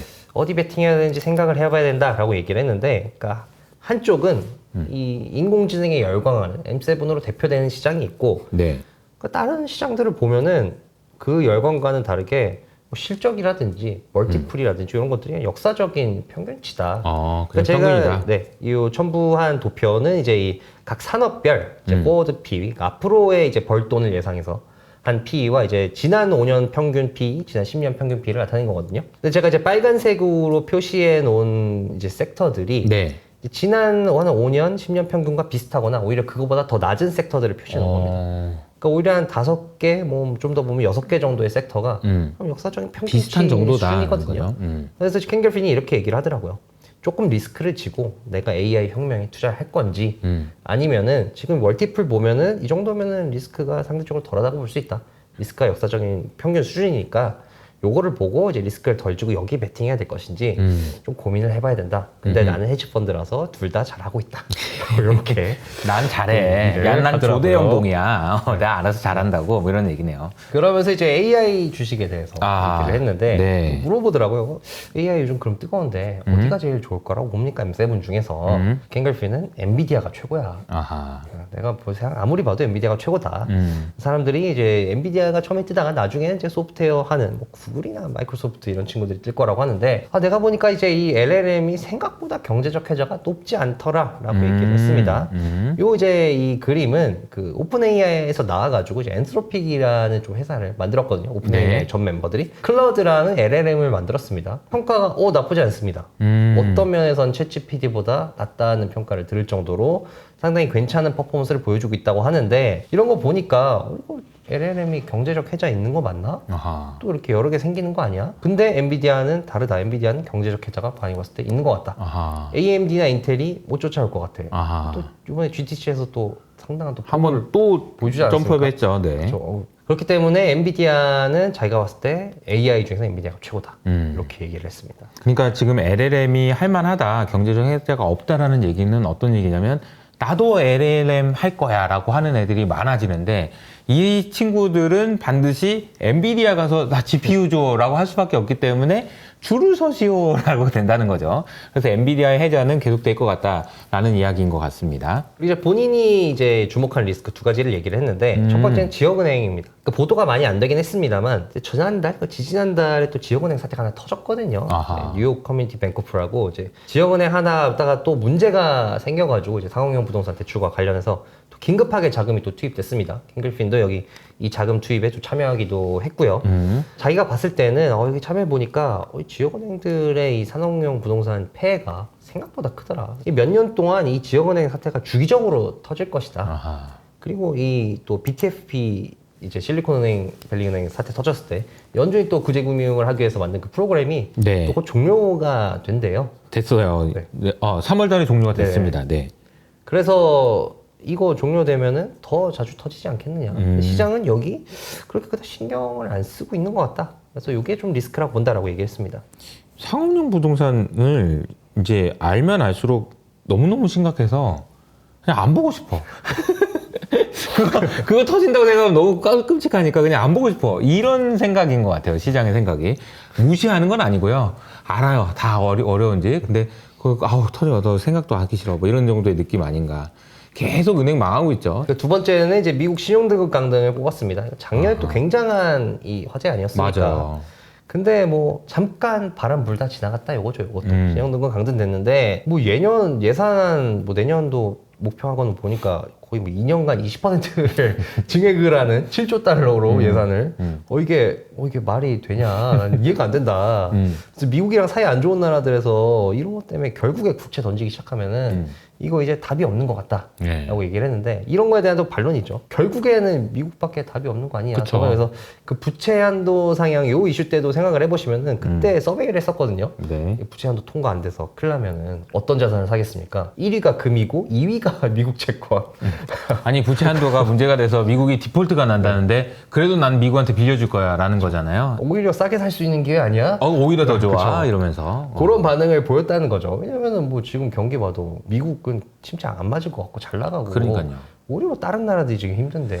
이번에 최근에 이제 BOJ 그러니까 일본 중앙은행에서 금리를 올리니까 잠깐만 금리 올리면은 일본 사람들이 해외에 투자한 거 팔고 들어오는 거 아니야? 이런 걱정을 했거든요. 그거 팔아도 살 게 없어. 일본, 미국 국채 파는 거 아니야? 아니 그거 팔고 살 게 없어. 그래서 그냥 놔둬. 이런 분위기가 지금 연출되고 있는데 그런 상황인 것 같아요. 그러니까 여기에 대해서 대답을 합니다. 여기 키는 자기가 봤을 때는 미국이 앞으로 잘 나간다는 전제가 있는 건데 네. 미국이 잘 나가려면 AI를 잘해야 돼. 아하. 근데 미국이 지금 뭐 AI 승자 맞다. 바이에서도 뭐 미국이 지금 혁신을 다 주도하고 있고 그건 그쵸, 맞는데 그쵸, 그쵸. 그러면은 과연 이 AI가 사람들이 기대하는 것만큼 미국을 성장시켜줄지에 대해서는 고민을 해봐야 된다. 결국 문제가 돌아서 다시 또 AI로 왔네요. 과연 게임 체인저일까? 본인이 생각해보니까 일자리 뭐 통계 보면 많이 대체했다고 한다. 아하. 근데 하지만 그 까보면은 대부분 저숙련 노동이다. 사회를 전체적으로 이 생산성 올리려면은 저숙련이 아니라 고숙련 노동들도 대체해야 되는데 아직까지는 조금 그게 안 된다라는 거죠. 물론 이제 뭐 개발이라든지 코딩이라든지 장문이나 뭐 데이터 라벨링, 데이터 분류에서는 혁신 맞다. 근데 거기서만 혁신이지 사회 전체를 바꾸는 게임 체인저까지는 아니다. 그래서 본인이 봤을 때는 이제 대신에 중소기업 단에서는 게임 체인저 맞다. 이 LLM이라든지 이런 이 AI의 지금 혁신을 잘 사용하는 기업이 여기서 승자가 되긴 할 것이다. 근데 내가 봤을 때는 나도 이제 AI 많이 써보고 했는데 국가 전체적으로는 아니야. 중소기업, 우리 HS 아카데미 같은 거죠. 저희 이제 직원들 PD 고개를 끄덕거리고 있지만 LLM 아주 잘 쓰고 있습니다. 그렇죠? 그래서 게임 체인저가 될 수 있었으면 좋겠다라는 생각이 들어요. 이 진행자가 물어보더라고요. AI 시대에 그러면 투자 어디 투자되나? 관련해서는 이 AI 이렇게 투자 잘하면 인간 투자 어떻게 해야 됩니까? 아하. 근데 여기서 역시도 AI가 생각보다 안 똑똑해. 똑똑하다고 하는데 챗GPT 생각보다 그렇게 똑똑하지 않아. 결국에 얘네들이 하는 거는 인터넷에서 본 데이터들 그냥 사력 있게 되새김질 하는 거야. 아, 네네. 이런 거 이렇게 잘 뱉어내는 거야. 라고 얘기를 했습니다. 되새김질. 그렇죠. 그러면서 본인이 이제 시타들이 하는 것 중에서 마켓 메이킹이라고 있거든요. 그러니까 뭐 매수가 매도가를 대주는 거죠. 대주는 대신 그 사이 차익을 좀 먹는 거고. 근데 요거를 할 때 자기가 머신러닝을 많이 쓰는데 단기간에서는 너무 잘 통하는데 장기간으로 갈수록 이 데이터의 성질 자체가 변하다 보니까 이게 안 통하더라. 그래서 이제 진행을 물어봅니다. 그럼 인간 투자자 어떻게 해야 될까?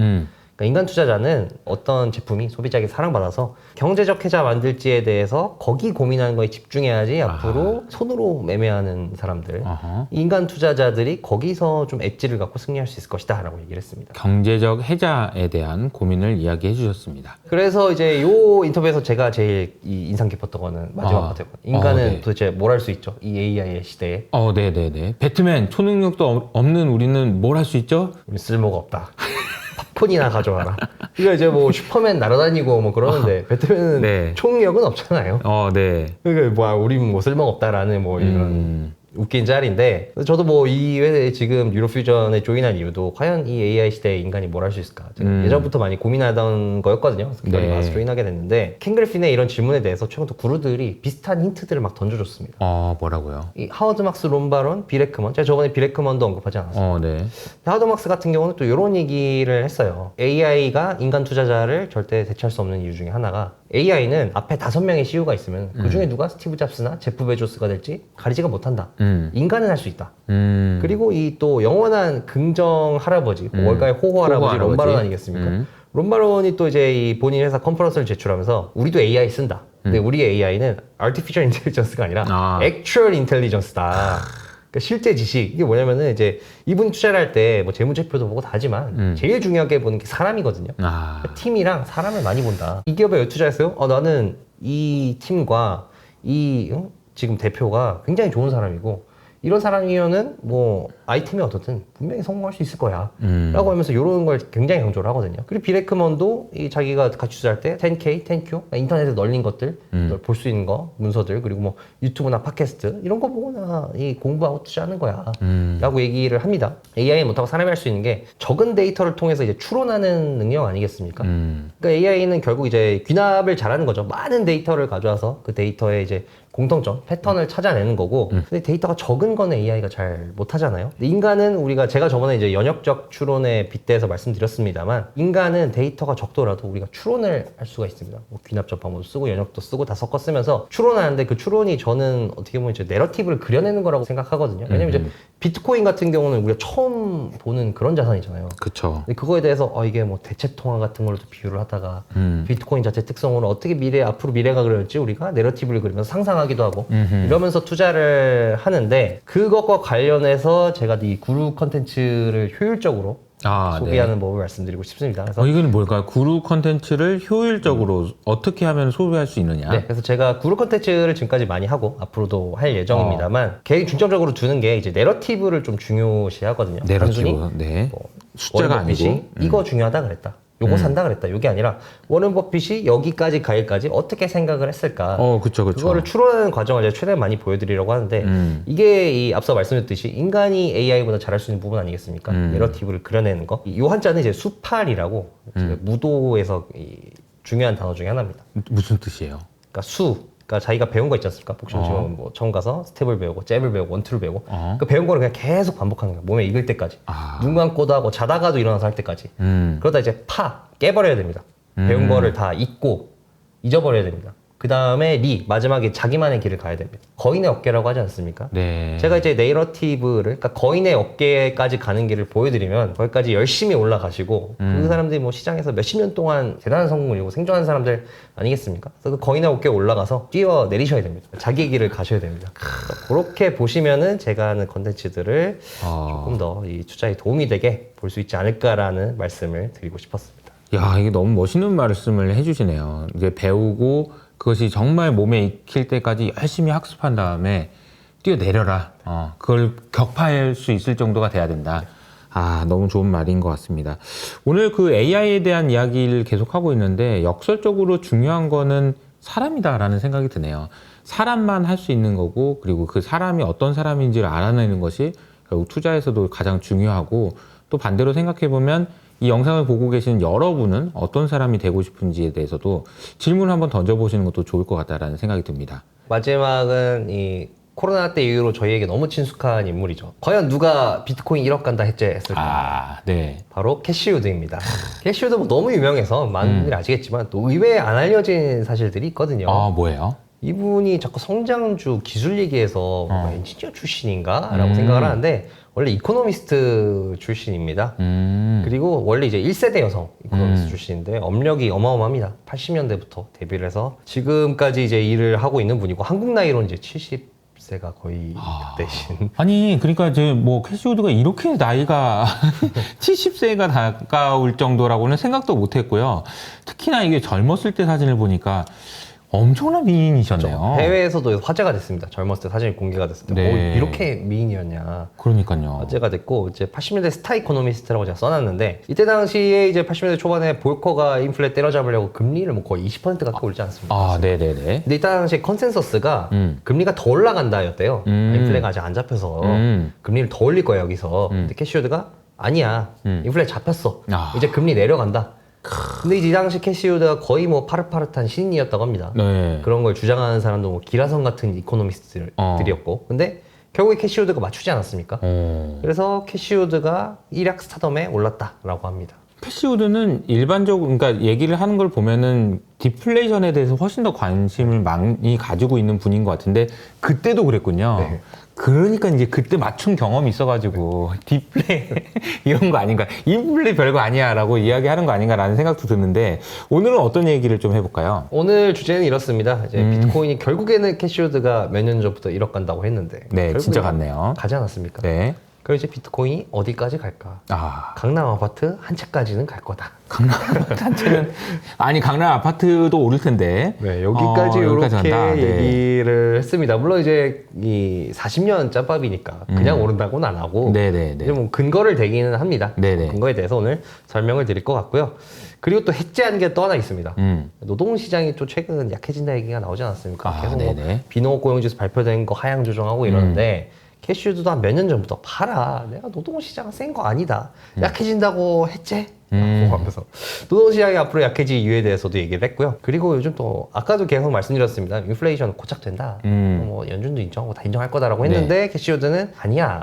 올해 연말에 마이너스 물가가 와. 올해 연말에 아 진짜 충격적이네요. 네. 이렇게 얘기를 했습니다. 그리고 또 이제 캐시우드 하면 또 AI를 빼놓을 수 없는데 엔비디아를 또 팔지 않았습니까? 맞아요. 또 요거에 대해서도 이제 본인의 뷰를 얘기를 하더라고요. 이거 너무너무 궁금합니다. 모두가 지금 엔비디아를 좋게 이야기하고 있는데 성장주의 대장격인 캐시우드는 엔비디아를 팔았어요. 노동시장부터 말씀을 드리면은 이제 노동시장이 약하다고 하는 예전부터 주장한 이유가 이 기업주사와 가계주사의 차이였습니다. 네. 한마디로 이 멀티잡 때문에 왜곡이 생겼다는 거죠. 그러니까 우리가 보는 발표는 이제 기업주사 요 그래프에서 보면 이제 주황색인 그래프인데 이제 요거는 이제 예를 들어서 뭐 A 기업에서 월급 몇 명 주고 B 기업에서 월급 몇 명 주고 요건데 만약에 뭐 제가 A에서 D라고 B에서 D라면 뭐 월급 받는 사람이 이제 두 두 명이 명을 되는 잡히거든요. 거죠, 그죠?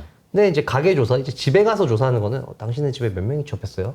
저는 투잡 뛰고 아이폰 3 잡혀서 5명 취업했습니다. 이렇게 얘기는 하진 않잖아요. 맞아요. 그렇죠. 2명 취업했습니다. 라고 얘기를 하죠.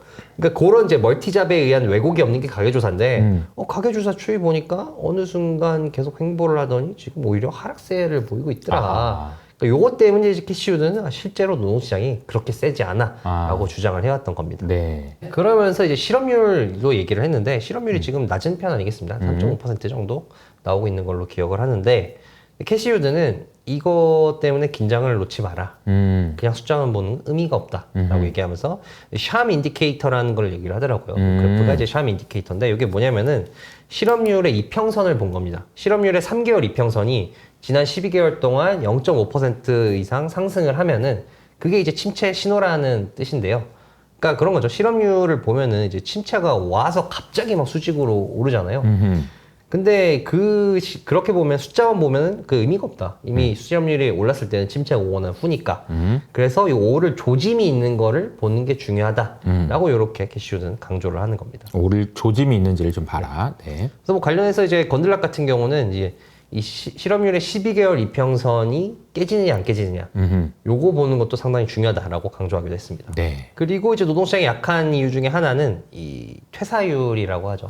요게 지금 또 엄청나게 또 낮아지고 있거든요. 사장님 저 그만두겠습니다. 이건 이제 못한다는 이제 거죠. 못한다는 거죠. 이제 회사의 소중함, 네. 직장의 소중함을 이제 깨닫기 시작했다는 저 비트코인으로 돈 벌어서 이제 그만 다니려고요. 이런 분이 없어진다는 얘기예요. 그리고 이제 임금 관련해서 임금이 높다 하는데 임금 이미 잡혔어 라고 하면서 단위 노동 비용을 얘기를 합니다. 단위 노동 비용이라는 어떻게 보면 이제 이 물건 한 단위 만드는데 인건비가 얼마나 들어갔냐를 보는 건데 그렇기 때문에 요거를 산출을 할 때는 이제 생산성 대비해서 임금을 보거든요.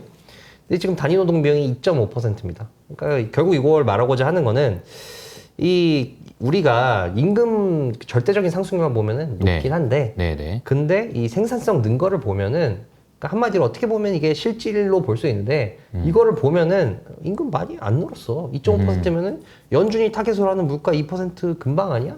그래서 임금도 그렇게 지금 실질적으로는 높지 않다고 볼 수 있다라고 이렇게 얘기를 했습니다. 그리고 이제 마이너스 물가가 간다. 충격이네요. 얘기를 했는데요. 이 그래프는 이제 이 M2 증가율과 통화량 대표적인 뭐는 지표죠. M2 증가율과 CPI를 대비를 한 건데 뭐 그런 얘기 하지 않습니까? 이제 이 물가가 통화량 따라간다. 1년에서 1년 반 정도 래깅 있다라고 하는데 이제 캐시우드가 보니까 지금 이제 뭐 작년이나 재작년이나 그때 이제 이 M2가 이 역성장하기 시작했거든요. 그러니까 이제 이 래깅을 한번 따져보면은 CPI도 한 올해 연말쯤에 그때 이제 역성장하기 시작할 것이다 라고 이렇게 주장을 하고 있습니다. 마이너스 물가 갈 거라는 이야기를 하는 거는 정말 충격적이네요. 근데 정말 이렇게 되면은 캐시우드가 진짜 대박이겠어요. 네. 다시 부활을 그러니까요. 결국엔 이제 디플레이션 온다 얘기 아니겠습니까? 침체 온다는 건데 그 이유 중에 하나 실질 금리도 지금 너무 높다. 실질 금리 2.5% 수준이고 만약에 여기서 물가만 마이너스 물가로 떨어져 봐라. 실질금리 뭐 더 오르겠네요. 그러면. 5%만 5% 수준으로 오를 텐데 그렇게 되면은 경기가 어떻게 되겠느냐라고 이렇게 얘기를 하는 거죠. 그리고 이제 이 침체 요인 중에서 부동산 시장에 리스크가 있다라고 얘기를 하더라고요. 네. 그래서 이 기존 주택 판매 지표입니다만 이것도 계속해서 뭐 급격하게 떨어지고 있고 신규 주택도 급격하게 지금 하락을 하고 있다. 주택 이거에 거래가 안 대해서 된다는 거죠. 그렇죠. 미국 같은 경우는 이 주택들, 특히 이런 멀티 패밀리라고 하지 않습니까? 이 미국은 아파트가 아니라 보통 이제 커다란 주택이 많이 살잖아요. 그것들을 뭐 개인들이 들고 있는 것도 있지만 이 헤지 펀드나 PE나 이런 기관들이 뭐 몇만 채씩 주택을 가지고 있다. 네. 근데 그러고 보니까 지금 이 CPI 렌트비는 아직 많이 안 떨어졌는데, 그러니까 진로우 렌트라고 하죠. 미국판 직방 다방 정도 된다고 보시면 될 것 같은데, 거기에서 실제로 거래된 렌트비를 보니까 이미 너무 하락했다. 근데 지금 모기지 금리 올라서 내는 대출금은 빡세고, 그럼 기관 입장에서는 이게 수익성이 안 나오니까 던질 수밖에 없다. 캐시유드가 한번 계상을 해보니까 한 수백만 채 정도 부동산 시장에 갑자기 매물 폭탄이 쏟아질 수 있다. 그것 때문에 침체가 올 수 있다라고 이렇게 경고를 하고 있습니다. 그리고 이제 재고 역시도 침체 신호라고 얘기를 했는데, 요거는 그냥 일반 재고가 아니고요. 일반 재고는 우리가 액수로 표현하지 않습니까? 그냥 네. 명목 액수로 표현을 하는데, 이건 이제 실제 개념을 좀 더한 겁니다. 물가 대비해서 이제 재고가 얼마나 쌓였나. 어떻게 보면은 이제 우리가 이제 창고를 까서 정말 이 물건이 몇 개 쌓였나. 어떻게든 좀 더 가깝게 가늠할 수 있는 지표라고 볼 수 있는데요. 이게 빨간색이 실제 지금 재고가 쌓인 거고, 파란색 점수 추세선이거든요. 지금 재고가 너무 많이 쌓여 있다는 거죠. 줄고 있긴 하지만 너무 많이 쌓였고, 이렇게 재고가 많이 쌓인 상태에서 이렇게 슬슬 주는 거는 전형적인 경기 침체의 사인이다라고 캐시유드는 주장을 하고 있습니다. 재고가 침체의 신호다라고 이야기를 했네요. 그리고 그 외에도 이제 경기에 민감한 것들이 이미 다 반응을 하고 있다. 자동차 판매 하락 중이고, 뭐 에너지 기업들, 소매 판매, 반도체는 AI 제외한 이것들이 굉장히 또 시클리컬하다고 이제 대표적으로 꼽히는 알려졌는데. 것들 아닙니까? 거기 매출이 이 매출 성장이 계속 하락하고 있다. 그 외에도 이제 구리금 비율이 강력하게 침체를 가리키고 있다. 그러니까 뭐 구리가 우리가 닥터카파오라고 하지 않습니까? 네. 그러니까 구리는 이제 경기에 대한 자신감을 나타내는 거고, 금은 대표적인 안전자산이니까 경기에 대한 불안감을 나타내는 건데, 요게 이 하락을 하면은 금 가격이 구리 가격보다 이제 세다는 뜻이거든요. 그러다 보니까 지금 많이 하락을 해서 이게 침체를 가리키고 있다라고 얘기했습니다. 근데 저도 원자재를 제가 조금 더 좋아하지 네. 않겠습니까? 근데 이게 좀 약간 왜곡이 있다고 볼 수 있는 게 구리 가격이 올라왔어요. 아, 그렇구나. 4불 이상 한번 뚫었는데, 이게 왜냐면은 이제 칠레나 이런 대형 광산에서 파업을 해가지고 수급 이슈가 있거든요. 네, 뭐 네. 중국 경기 지표가 조금 좋아진 것도 있고, 그래서 요 지표는 조금 왜곡이 있을 수 있다라는 걸 좀 염두에 두시면 좋을 것 같고요. 그리고 캐시오드 역시도 미국 부채 문제를 얘기를 합니다. 맞아요. 부채 쌓인 거 봐라, 이거 뭐. 어떻게 할래? 침체야, 뭐지? 답이 없다. 그래서 올 연말에 하드랜딩 할 거야. 할 건데 AI 때문에 괜찮아. 라고 이렇게 또 얘기를 했습니다. AI 때문에 괜찮다. 네. 라고 얘기했네요. 그 이유는 바로 이제 캐시우드가 지금이 이 AI 외에 여러 기술 혁신, 뭐 블록체인이라든지 3D 프린팅, 뭐 바이오, 뭐 이런 쪽에 로보틱스, 에너지 저장 이런 기술 혁신들이 엄청난 경제 성장을 이끌 건데, 요 도표는 이제 아크인베스트에서 이 과거의 기술 혁신들이 경제에 얼마나 긍정적인 영향을 끼쳤나를 이제 숫자로 나타낸 건데요. 지금의 기술 혁신이 과거와는 비교도 할 수 없는 수준이라는 거죠. 이게 지금 보니까 1780년대부터 이렇게 쭉 스팀 엔진, 그리고 철도, 전기 뭐 이런 것들이 있는데, 이것은 지금 AI는 여기 있는 거네요. 그렇죠. 여기에 비하면은 과거는 될 것도 아니다. 우리 이런 거대한 이 혁신의 앞에 있기 때문에 잠깐의 하드랜딩을 겪고도 앞으로 성장성이 장기적으로 엄청나게 올라갈 것이다라고 주장을 하고 있습니다. 근데 이 성장의 핵심은 결국에는 AI라는 거죠. 캐시우드가 이제 성장을 이끌 여러 가지 기술 요소들에 AI가 제일 많이 영향을 주기 때문에 AI가 제일 중요하다라고 네. 강조를 하고 있습니다. 이 그래프는 이제 각 기술 간의 상관관계를 나타낸 거거든요. 색이 진하면 진할수록 서로 상관관계가 높다라고 보시면 되는데, AI가 다른 기술들과의 상관관계가 가장 높습니다. 그러네요. 그렇죠? 뭐 AI 바이오 빼놓을 수가 없잖아요. 캐시우드가 이런 얘기 하더라고요. 결국 이제 AI 때문에 바이오가 뽑기가 아니게 됐다. 바이오 예전에 뽑기라는 얘기 많지 않았습니까? 네, 네. 실제로 이 바이오 R&D 대비한 이제 매출 성장률을 보면 오히려 우하향하고 있었거든요. 80년대부터. 근데 이제 최근 들어서 다시 살아날 조짐을 보이고 있습니다. 이게 바로 AI 때문이다. 라고 캐시우드는 이렇게 지적을 합니다. 근데 이게 너무 엔비디아 궁금해요. 네. 근데 엔비디아는 아니라는 거죠. 아하. 엔비디아가 지금 AI 대장주인데 왜 아니라는 건지. 캐시우드는 야, 닷컴 버블 때도 시스코가 왕인 줄 알았어. 근데 닷컴 버블 때도 시스코의 경쟁업체들 들어오고 하니까 시스코 주저앉지 않았냐. 그래서 엔비디아 역시도 주저앉을 텐데 엔비디아 리스크가 있다. 엔비디아 리스크는 시클리컬하다는 게 리스크다라고 지적을 했습니다. 그러니까 엔비디아가 저 반도체 기업에 속하다 보니까 결국에는 이제 경기 사이클을 탈 수밖에 없는데 캐치우드는 이제 연말에 하드랜딩을 예상하지 않습니까? 아, 근데 그거를 생각하면 엔비디아 지금 주가도 너무 많이 올랐고 멀티플도 너무 높고 그리고 엔비디아 재고가 너무 많이 쌓였다. 그래서 이거 하드랜딩 맞이하면 엔비디아 무너지게 돼 있다. 라고 이렇게 얘기를 했고요. 그리고 장기적으로 봤을 때도 자기네 AI 산업을 이 엔비디아로 대표되는 칩, 그 다음에 구글이나 마이크로소프트로 대표되는 모델, 그리고 마지막에 이제 데이터 이렇게 세 가지로 나누는데 자기는 여기서 왕은 데이터라고 본다. 칩은 엔비디아만 칩 만드냐, 뭐 AMD도 만들고 뭐 테슬라도 자기들이 만든다고 하고 맞아요. 마이크로소프트도 자기들이 만든다고 하는데 맞아요. 그래서 여기는 이제 경제적 격차가 사라질 거고 모델도 봐라 LLM 뭐 아까 캥글핀이 얘기했듯이 네. 경제적 격차가 가는 것 점점 같은데? 나아지고 있다. 데이터 왕이 데이터인 이유는 독점적인 데이터를 가지고 있는 기업들이 살아남을 거라는 거죠. 예를 들어서 테슬라 같은 경우는 테슬라만큼 주행 데이터를 체계적으로 많이 가지고 있는 곳이 없잖아요. 자율주행을 하려면은 이 주행 데이터를 학습시켜야 되는데 테슬라만큼 가지고 있는 애들이 어디 있어? 테슬라밖에 없지. 그렇죠. 그렇기 때문에 이 테슬라는 누구도 침입할 수 없는 이 해자가 있는 거다. 그래서 자기는 이제 봤을 때 AI 승자가 될 것은 독점적인 데이터를 가지고 있는 기업이 승자가 될 것이다. 그래서 자기는 AI 투자를 할 때 이 회사가 지금 독점적인 데이터를 수집할 수 있는 인프라가 있고 그리고 그걸 지금 수집을 하고 있는지 요거를 보고 있다라고 얘기를 했습니다. 칩과 모델과 데이터 중에서 데이터가 제일 중요하다라는 이야기를 했고요.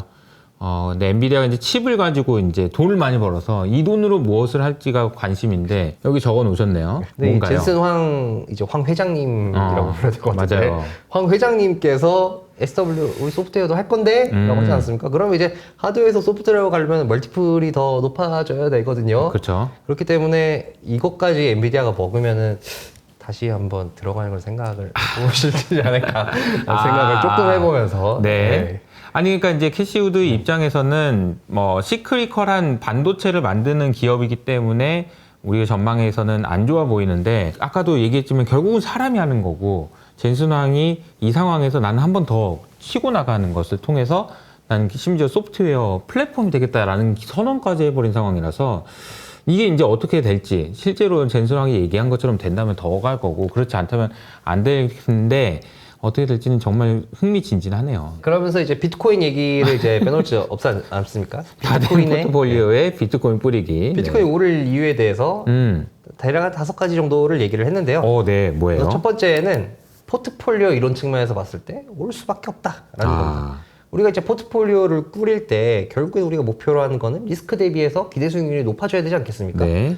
근데 이제 리스크가 낮아지려면은 이제 자산 간에 포트폴리오를 구성하고 있는 자산 간에 상관관계가 높지 않아야 되는데 이제 비트코인과 금, 주식, 금, 부동산, 뭐 다른 원자재, 채권과 한번 보니까 비트코인이 상관관계가 제일 낮더라. 다른 자산과는 상관관계. 근데 왜 상관관계가 낮을까? 그래서 캐시우드가 봤을 때는 채권과 부동산의 가치는 금리에 영향을 받는다. 주식도 미래 현금의 가치를 결정하지 않습니까? 그러니까 결국엔 요거 셋 다 금리에 영향을 받는 친구들이고 원자재는 수급에 영향을 받는다. 수급은 또 이제 너무 이 글로벌 경기에 영향을 받으니까. 근데 비트코인은 금리에서 자유로워. 통화 시스템에서 자유롭기 때문에 자연 이 본질적으로 다른 자산과의 상황관계가 낮을 수밖에 없다라고 이렇게 주장을 하고 있습니다. 제가 생각해도 한 가지 확실한 거는 비트코인이 왜 오르고 왜 빠지는지에 대해 설명하는 사람이 없습니다. 이론이 없잖아요. 그냥 뭐 좋아 보이면 사는 거고 안 좋아 보이면 사는 거고 맨날 수급인 것도 같다가 모인 것도 같다가 그런 것 같아요. 네, 그래서 상관관계가 낮다는 거죠. 그래서 이제 본인이 이 상황에 도출한 걸 따라서 최적의 황금 비율 포트폴리오를 구성해봤다는 거죠. 네. 요게 이제 뭐 이 포트폴리오에서 소위 말해 효율적 프론티어라고 하지 않습니까? 네. 이제 분산과 기대 수익률이 있을 때 우리가 어떻게 리스크 대비해서 최고의 수익률을 낼 수 있을까? 그래서 이거를 찾는 걸 이제 평균 분산 최적화 문제라고 하는데, 네. 근데 그 문제를 풀어보니까 비트코인을 한 20% 정도 포트폴리오 들고 있으면은 이게 최적화가 된다. 근데 이 20%를 그러면은 기관 자금들이 지금 20%가 비트코인 시장에 들어온다고 하면은 그러면 20%가 들어오면 비트코인이 230만 달러까지 갈 수 있다. 230만 달러. 네. 강남 아파트 거의 한 채 아니겠습니까 지금? 거의 한 30억 조금 넘지 않나요? 지금 그 미국의 주식시장, 채권시장의 사이즈가 대충 한 300조 달러 정도 되는 것 같아요. 둘 다 합치면 거의 한 700조 달러 정도 돼요. 그러니까 거기에 이제 투자가 돼 있는 거죠. 주식 채권에. 비트코인 지금 1조 달러거든요. 그러니까 담을 수가 없지. 19%를 어떻게 담겠어. 이게 700조인데 1조인데. 그러니까 이게 엄청나게 커져야지만 담을 수가 있다라는 얘기고 19%가 이게 세긴 세네요. 그리고 이 포트폴리오가 비트코인도 충격이지만 골드가 40이야. 이게 커머더티가 9%. 아니 커머더티는 골드가 50%고 비트코인이 20%예요. 주식은 30%고. 어마어마한 여기서 강세네요. 네, 그네요. 함정이 살짝 있는 게 제가 아까 평균 분산 추적 문제라고 말씀드리지 않았습니까? 그래서 어느 정도 내가 분산 투자할 비율을 찾을지를 계산을 하는데 이렇게 계산해 보면 아시겠지만 기대 수익률 1%만 바뀌어도 비율이 그쵸. 그냥 막 맞아요. 100에서 0 날뛰거든요. 그렇기 때문에 요거는 이제 조금 한번 정확한 숫자는 된다. 아닐 수 있지만 네. 어쨌든 비트코인의 비중이 좀 늘어날 수 있다. 아까 그리고 그래서 제가 ETF를 말씀드린 통해서 대로 또 쉽게 들어오고. 비트코인 시총이 1조 달러밖에 안 된다. 이것도 생각해 보시면 좋을 것 같네요. 두 번째는 이제 비트코인의 물량 부족입니다. 네. 반감기 얘기 많이 하잖아요. 네. 그러니까 캐시홀드가 봤을 때 지금 이제 비트코인의 총 물량이 대략 한 2,100만 개 정도 되지 않습니까? 근데 지금 시장에 풀린 게 1,950만 개고 그러니까 앞으로 또 반감기 있어가지고 채굴되는 점점 늘어나는 속도 늦어질 거고 그러니까 보니까 지금 비트코인 금과 많이 비교를 하잖아요. 이제 금의 이 공급 증가율보다 비트코인 증가율이 역사상 처음으로 이하로 내려갔대요. 아, 근데 그런 상황인데 이 그래프는 비트코인을 들고 있는 기간 대비해서 수익률이 얼마나 될까를 나타낸 겁니다.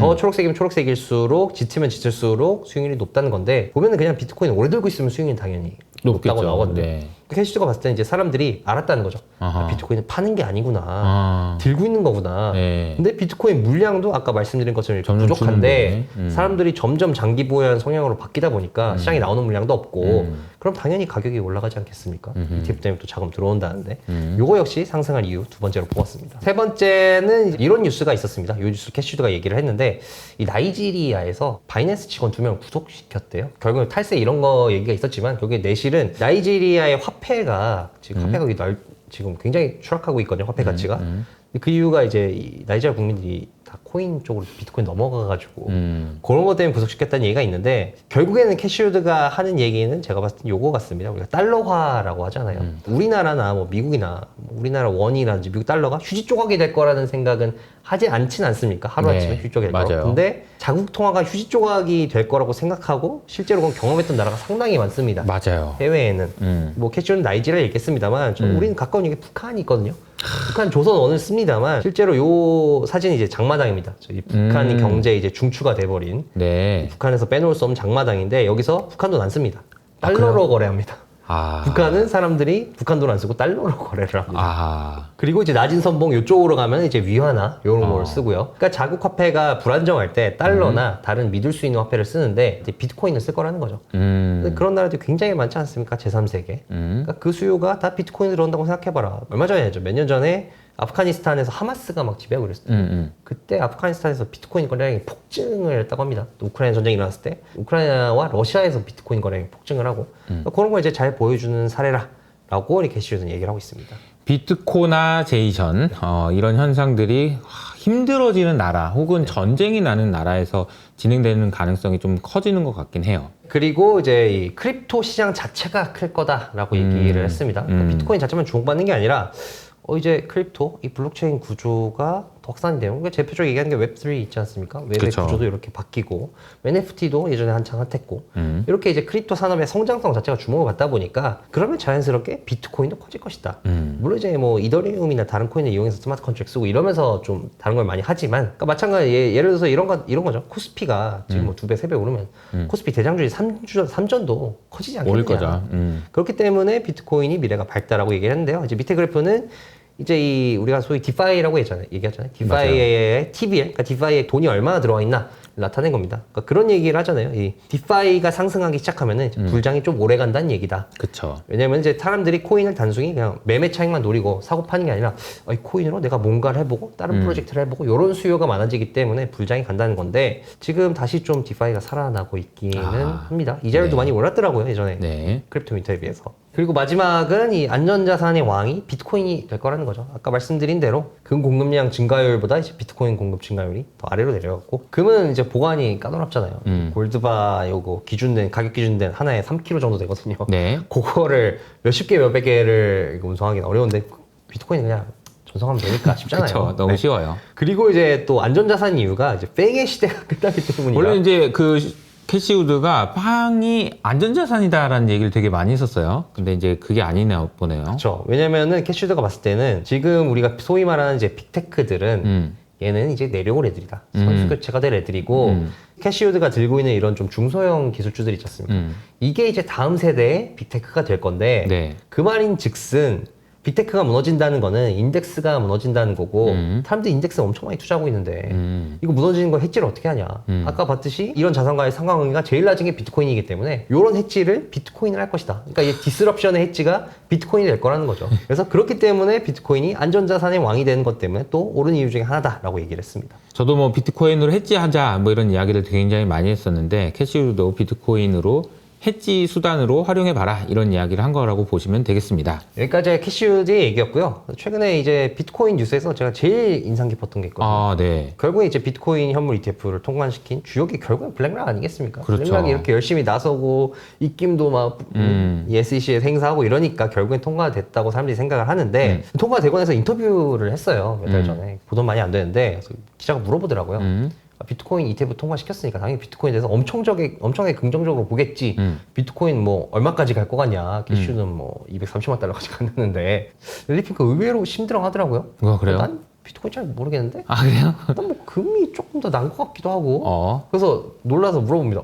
비트코인 ETF 네가 통과시킨 거 아니야? 그러니까 비트코인 ETF 통과시킨 이유는 나 비트코인 때문에 통과시킨 거 아니야. ETF 때문에 통과시킨 거야. ETF가 핵심이라고 얘기를 합니다. 그러니까 이걸 통과시킨 이유는 나는 이제 비트코인이라는 제도권에서 거리가 먼 자산을 ETF로 제도권을 끌고 와서 금융상품화 시킬 수 있는 ETF의 힘을 보여준 거다. 아하. 그런 거 마찬가지로 내 비트코인 ETF는 내 큰 그림의 시작에 불과하다. 비트코인 ETF 시작해서 크게 가는 그림은 STO다.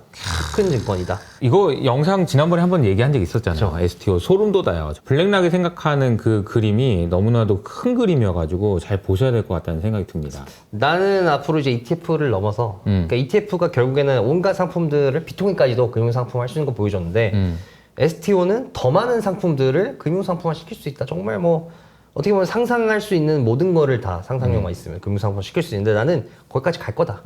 ETF는 시작이고 나는 거기까지 갈 거다. 그 제국을 만들 거다라고 이렇게 얘기를 한 게 저는 제일 기억에 남았습니다. 비트코인 이야기를 하다가 그 레리핑크 블랙락 CEO가 했던 이야기 저도 이게 너무 인상적인 게 사실은 시장에서 관심이 아직은 없는데 RWA라고 하죠.